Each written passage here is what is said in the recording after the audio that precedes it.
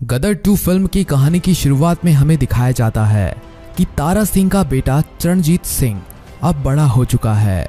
Film में तारा सिंह का role Sunny Deol निभा रहे हैं और चरणजीत सिंह का रोल उत्कर्ष शर्मा निभा रहे हैं। चरणजीत सिंह आर्मी में भर्ती हो चुका है और अभी उसकी ट्रेनिंग चल रही है। ट्रेनिंग खत्म होने के बाद चरणजीत सिंह अपने घर पर आया हुआ है और सनी देओल और अपनी माँ सकीना के साथ रह रहा है। फिल्म में सकीना का रोल अमीषा पटेल निभा रही है। घर में खुशी का माहौल है क्योंकि तारा सिंह ने अपने बेटे की शादी पक्की कर दी है और चरणजीत सिंह की शादी सिमरत कौर से होने वाली है। अगले कुछ ही दिनों में चरणजीत सिंह की शादी होने वाली थी। तभी चरणजीत सिंह को खबर मिलती है कि भारत की पाकिस्तान के साथ लड़ाई शुरू हो चुकी है और अब उसे जल्द से जल्द अपनी ड्यूटी ज्वाइन करनी पड़ेगी। इसीलिए चरणजीत सिंह जल्दी से तैयार होकर अपनी ड्यूटी ज्वाइन करने के लिए निकल पड़ता है। उसकी माँ सकीना उसे जाने से रोकती है और कहती है कि पहले तुम्हारी शादी हो जाए फिर चले जाना। लेकिन चरणजीत सिंह कहता है कि मैं अपने देश को छोड़कर अपनी खुशियों के बारे में नहीं सोच सकता। इतना कहकर चरणजीत सिंह अपने घर से चला जाता है। दूसरी तरफ हमें भारत और पाकिस्तान का युद्ध दिखाया जाता है जिसमें भारत के सैनिक पाकिस्तान से लोहा ले रहे थे और चरणजीत सिंह भी अपनी ड्यूटी पर लौट चुका था और पाकिस्तान के सैनिकों से लड़ रहा था। इसी तरह कई दिन बीत जाते हैं और आखिरी में पाकिस्तान हार मान लेता है और सरेंडर कर देता है। पाकिस्तान के सरेंडर करने के बाद भारत पाकिस्तान के पकड़े हुए सैनिकों को पाकिस्तान को सौंप देता है और पाकिस्तान भी भारत के कुछ सैनिकों को भारत को सौंप देता है। लेकिन पाकिस्तान भारत के 5 सैनिकों को नहीं छोड़ता और उन्हीं में से एक होता है चरणजीत सिंह। कई दिनों तक चरणजीत सिंह के बारे में कोई खबर ना मिलने की वजह से सरकार सोचती है कि चरणजीत सिंह और उसके साथी जंग में मातम फैल जाता है। चरणजीत सिंह को गायब हुए लगभग 1 साल से ज्यादा का समय बीत चुका था और सभी को लग रहा था कि वो मर चुका है, पर वो अभी जिंदा था और पाकिस्तान की जेल में कैद था। कुछ ही दिनों के बाद इंडियन आर्मी के जवान एक पाकिस्तानी जवान को पकड़ लेते हैं। थोड़ा टॉर्चर करने के बाद वो पाकिस्तान का जवान बताता है कि 1971 के युद्ध के बाद जो भारत के 5 जवान गायब हुए थे वो आज भी जिंदा हैं और पाकिस्तान की जेल में कैद हैं। जब सरकार को ये बात पता चलती है तो सरकार पाकिस्तान की आर्मी से इसका जवाब मांगती है, पर पाकिस्तान आर्मी बताती है कि उन्होंने भारत के किसी भी जवान को कैद करके नहीं रखा है। जब ये खबर तारा सिंह तक पहुंचती है तो तारा सिंह को पक्का विश्वास हो जाता है कि उनका बेटा चरणजीत सिंह आज भी जिंदा है और पाकिस्तान में कैद है। इसीलिए वो सरकार से गुहार लगाते हैं कि उनके बेटे को जल्द से जल्द पाकिस्तान की कैद से छुड़वा लिया जाए। सरकार कहती है कि हमारे पास ऐसा कोई सबूत नहीं है जिससे ये साबित हो सके कि चरणजीत सिंह और उनके कई साथी आज भी पाकिस्तान की कैद में हैं। कुछ दिनों तक सरकार का इंतजार करने के बाद तारा सिंह खुद फैसला करता है कि वो पाकिस्तान जाएगा और अपने बेटे को वहां से छुड़वाकर भारत वापस लाएगा। दूसरी तरफ हमें दिखाया जाता है कि पाकिस्तान का एक आर्मी ऑफिसर जिसका नाम मोहम्मद है, फिल्म में मोहम्मद का रोल रोहित चौधरी निभा रहे हैं। वो जेल में आया हुआ है। जेल में हमें अब चरणजीत सिंह की एक झलक देखने को मिलती है जो काफी बुरी हालत में है और उसके शरीर के कई हिस्सों से खून भी बह रहा है। चरणजीत सिंह के साथ हमें भारत के और भी कई सैनिक दिखाए जाते हैं जिनको बड़ी बेरहमी से पाकिस्तान की इस स्पेशल जेल में रखा हुआ था। लंबे समय से मोहम्मद चरणजीत सिंह और उसके साथियों को टॉर्चर कर रहा है जिससे वो भारत की सेना के कुछ इंपॉर्टेंट हथियार और स्पेशल जगहों के बारे में जान सके, जिसकी मदद से वो भारत में अपने आतंकवादियों को घुसा सके और 1971 के हारे हुए युद्ध का बदला ले सके। मोहम्मद चरणजीत सिंह और उसके साथियों को काफी टॉर्चर करता है लेकिन इनमें से कोई भी अपना मुंह नहीं खोलता। इसलिए मोहम्मद अपने सिपाहियों से कहता है कि इन्हें ना ही मरने देना है और ना ही जीने देना है। जब तक इनके शरीर से इनकी जान ना निकल जाए तब तक इनसे सच उगलवाते रहो।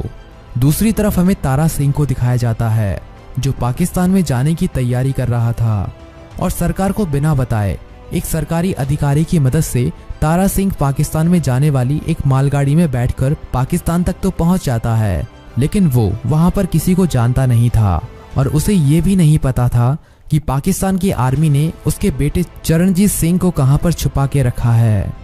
पाकिस्तान में रहते रहते तारा सिंह वहां पर अपना ठिकाना तो बना लेता है, पर उसको अभी तक चरणजीत सिंह की कोई भी खबर नहीं मिली थी।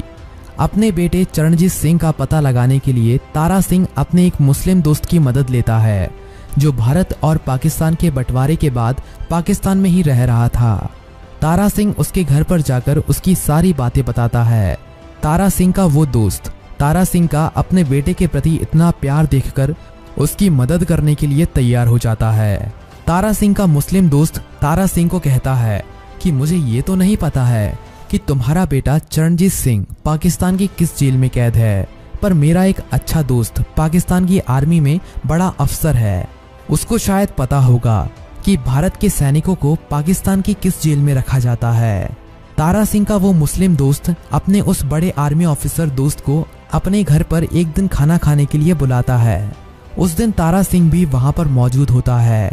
तारा सिंह बातों बातों में उस ऑफिसर से अपने बेटे की उस जेल के बारे में पूछता है जहां पर उसको कैदी बनाकर रखा गया था। वो ऑफिसर बताता है कि भारत के पकड़े हुए आर्मी जवानों को पाकिस्तान की एक अंडरग्राउंड जेल में रखा जाता है, जो हाई सिक्योरिटी एरिया में है। इस जगह पर आर्मी के अलावा किसी को भी नहीं जाने दिया जाता।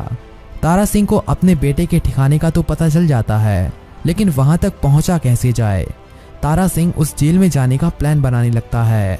तारा सिंह प्लान बनाता है कि वो रात में उस जेल में जाएगा और वहां पर पाकिस्तान की आर्मी की ड्रेस में जाएगा, तो उस पर कोई शक भी नहीं करेगा। कुछ ही दिनों के बाद तारा सिंह उस जेल में पहुंच जाता है। चारों तरफ अंधेरा ही अंधेरा था और इस अंधेरे के बीच में तारा सिंह पाकिस्तान की आर्मी के एक जवान को पकड़ लेता है और उसे वहीं पर मारकर उसकी ड्रेस पहनकर उस जेल में उसी जवान का आई कार्ड इस्तेमाल करके घुस जाता है। तारा सिंह जेल के काफी अंदर तक चला जाता है, पर किसी को उस पर शक नहीं होता। लेकिन तारा सिंह को चरणजीत सिंह के बारे में कोई खबर नहीं मिलती।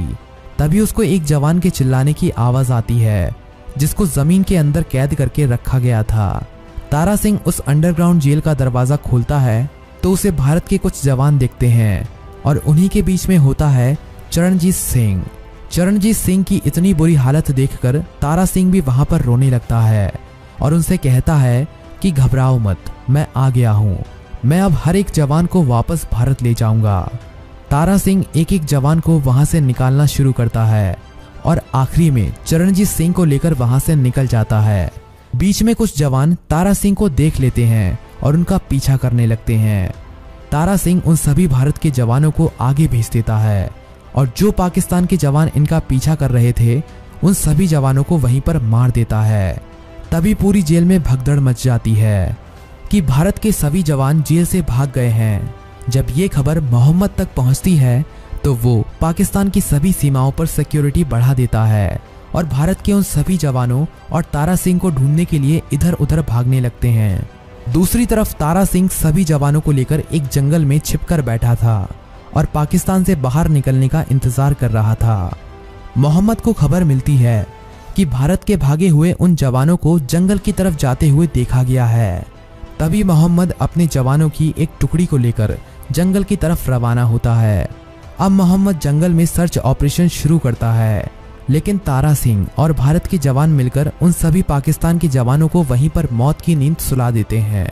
मोहम्मद कई बार इन पर हमला करता है, लेकिन तारा सिंह अपनी चतुराई से और अपनी ताकत से इन सभी जवानों को या तो वहां से भगा देता है या उन्हें मार देता है। तभी तारा सिंह को पता चलता है कि इसी जंगल में एक नदी बहती है जो आगे चलकर भारत की सीमा में दाखिल होती है। तारा सिंह इस नदी के जरिए ही भारत में जाने का प्लान बनाता है। तारा सिंह उन सिपाहियों की मदद से नाव बनाना शुरू करता है। एक ही दिन में तारा सिंह नाव बनाकर तैयार कर देता है और रात में उस नदी की मदद से भारत की सीमा में दाखिल होने का प्लान बनाता है। लेकिन मोहम्मद भी जानता था कि इसी जंगल के अंदर से एक नदी बहती है जो सीधा भारत में जाती है। इसीलिए मोहम्मद भी नदी पर नजर रखना शुरू कर देता है और जहां से ये नदी भारत की सीमा में दाखिल होती थी वहां पर अपने सैनिक की एक टुकड़ी खड़ी कर देता है। अब तारा सिंह अपने सभी जवानों को रात में उस नदी की मदद से भारत की सीमा में दाखिल होने ही वाले थे, तभी मोहम्मद के जवान इन्हें देख लेते हैं और उन पर हमला शुरू कर देते हैं। लेकिन तारा सिंह और भारत के वे जवान जो पाकिस्तान की सेना से हथियार छीने थे, उन्हीं से इनके ऊपर हमला शुरू कर देते हैं। अब ये भारत की सीमा से थोड़ी दूरी पर ही थे। तभी मोहम्मद भी वहां पर पहुंच जाता है और अब तारा सिंह और मोहम्मद का आमना सामना होता है। तारा सिंह मोहम्मद को मार देता है और भारत की सीमा में दाखिल हो जाता है। भारत की सीमा में दाखिल होते ही भारत की सेना इन्हें पहचान लेती है और इन सभी को वहां से सीधा अपने हेडक्वार्टर्स ले जाती है और फिल्म यहीं पर खत्म हो जाती है।